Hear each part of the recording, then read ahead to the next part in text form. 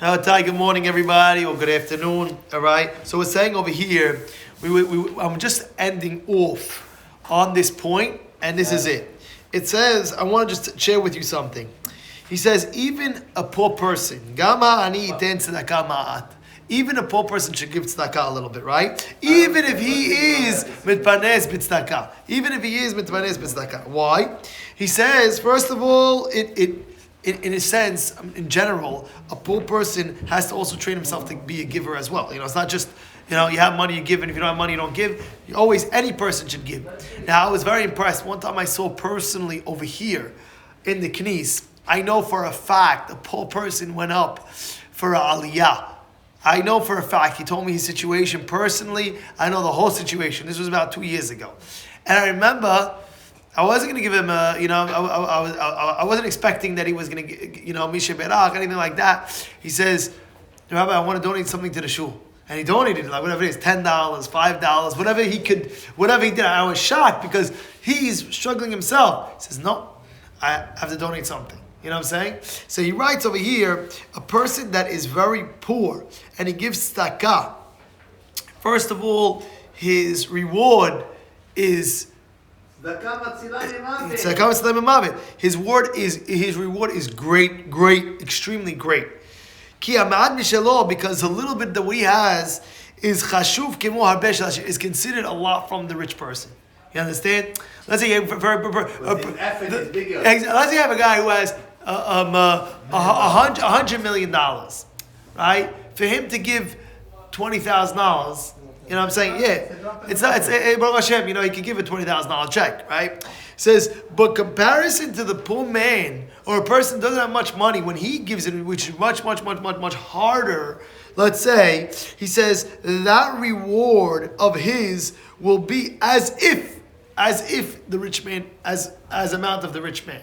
You understand? I remember one guy came over to me when he was getting very religious. He's like, Rabbi, I don't have that much money to give, but I want to give and give and give and give and give. Give what you can, of course. Give what you can. You must say it up to 20%, whatever it is. I don't know your financial status, but at the end of the day, he's bringing out. At the end of the day, I'll give you an example. Right? A couple is married, and it's the anniversary, and you want to get your wife something.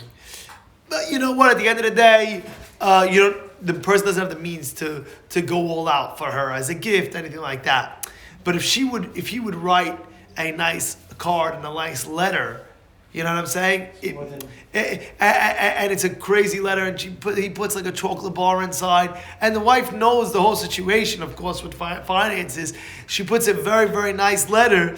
The wife will appreciate that, like, wow. There was a rabbi that got married when he was much younger when he first got married, and I don't know if it was a rabbi or somebody. I have to make sure the story is correct. Somebody didn't have a means to give her even an expensive ring. But he said at the wedding, he said, this is the ring that I can afford, but at the end of the day, I'm telling you, I'm giving you a bigger gift. He said, Bezrat Hashem, I will give you a gift of vitur.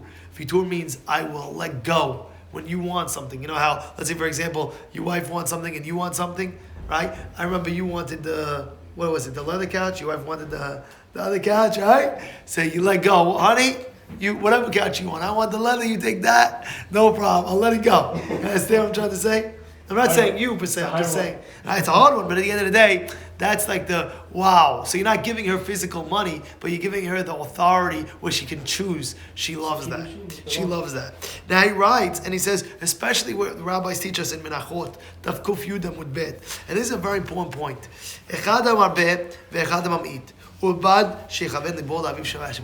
What does that mean? A person in life must understand, everybody has kohot. Everybody, me, you, him, everybody over here and listening, and everybody around the world has a certain amount of kochot, meaning power and energy that they can do, right? So now, other people, kochot, for example, let's say, with giving tzedakah, a person could give $1 million check very easily. He has the means, let's say. A person might not have that, but he wants to do it. So there's a concept that we have, echad hamarbeh ve'echad hamamid, so I'm going to tell you this story that happened with Chacham Ben Zion Abba Shaul. What happened with Chametz Abba Shaul? It used to be that 3 times a year they would go to the kotel, right? Pesach, Shavuot, Sukkot, right? Even in Israel, it was, let's say, Shavuot time or Pesach time, and he would go. That was his thing. He lived in Mattersdorf around Sorotskin area, and he would walk. It took him an hour and a half, and change to walk to the kotel, whatever it may be. Finally, in his older age, he was stuck in and when he got very old, one year he was in a wheelchair. So now he saw everybody walking to the kotel, and he himself wasn't able to. He was he wasn't able to, physically unable. So he went to the shul, local shul. He had a shul. So now he said a statement, and he said, "What should I do? Right? It's physically impossible right now to walk to the kotel right now, but whatever, as much power as you can do,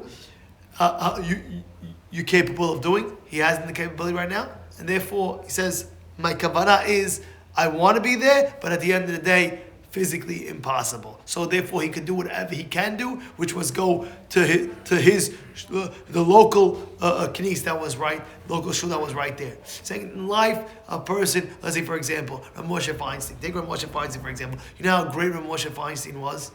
They said he knew the 3 bavas, Bava Kama, Bava Metzia, and Bava Batra, at the age of like 9, 10. You know. Take a 50-year-old now and ask him, you know, Bava Kama, Bava Metzia. It's hard, you know, hard. It's hard. But at the end of the day, yeah, the kochot, I'm not saying you can't. Of course, you could do it. But you have to try hard. You have to do it. But the point that he's bringing out is, meaning to say, a person to his financial means, whatever he can give, he can give. You know, sometimes people will solicit you. You know, sometimes people will solicit you. They say, listen, can we have your help? Or they'll send you a text. Could you support this organization? Or could you give for this? Could you give for that?